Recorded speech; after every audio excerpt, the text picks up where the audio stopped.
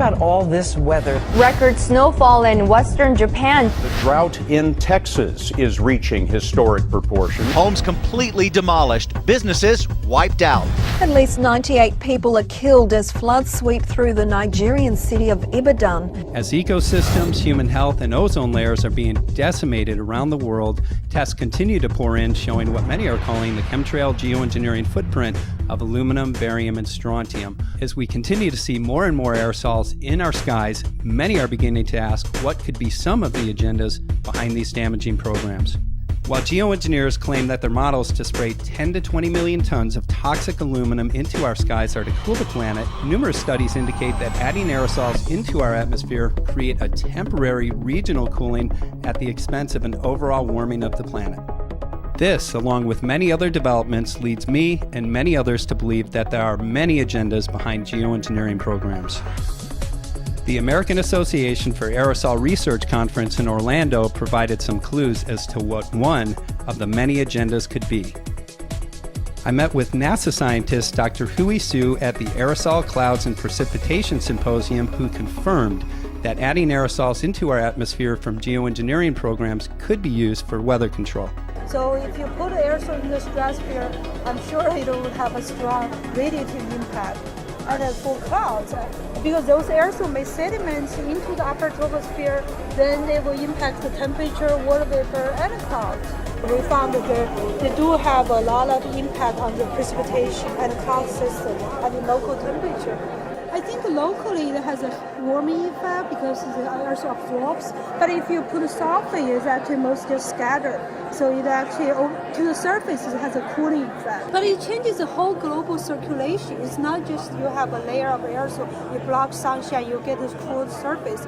Then somewhere it gets like more rain, somewhere it gets less rain, somewhere it gets warmer, somewhere it gets cooler. I think the whole idea of geoengineering is really something kind of hard to control. If you want to say make somewhere like more rain or less rain, there are also people are happy or some people are unhappy. So it's just not a universal answer. To control the weather. It will affect weather. That's true. I think it will. Also learned at the conference was that many scientists have noticed a recent increase in atmospheric aerosols. These findings were also noted in a recent study by NOAA. However, they failed to report on the source of the aerosols that are believed by many to be from chemtrail geoengineering programs. From the Clouds and Precipitation Symposium, I learned that aerosols in our atmosphere do have an effect on our weather, and the disbursement of aerosols could give certain corporations the ability to control our weather. Why would corporations want to control our weather?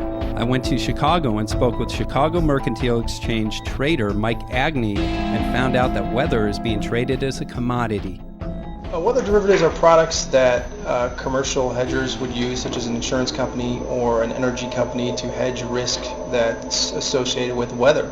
Precipitation or a hurricane or general heating days is what they're basically called. Certain temperatures or higher temperatures are going to associate with more energy, so they're going to want to hedge that risk. Could they predict the weather, and if they could they gain financially even more so? There's no doubt that you could financially benefit if you could control it. If you can structure a product where you say, I'm going to buy insurance against it raining more than 10 inches in this area. If my risk is say $1 million, but I'm insuring for $10 million, and then I can make it rain and collect the premium on the $10 million, of course. After the interview, it became clear that certain corporations can profit by corporatizing our weather.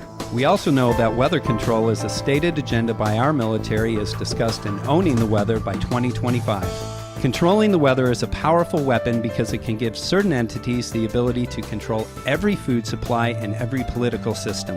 As a matter of fact, Iran's controversial president Ahmadinejad has accused Western countries of using weather control to create droughts in Iran. Owning the Weather is a very effective tool because it allows certain governments and corporations the ability to consolidate power into the hands of a few. With all of the negative consequences of geoengineering, we need to ask ourselves if we are willing to allow a few to gain enormous power at the expense of many.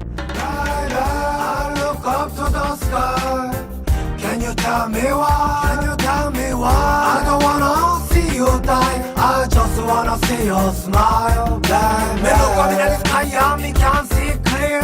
Blue skies are gonna white.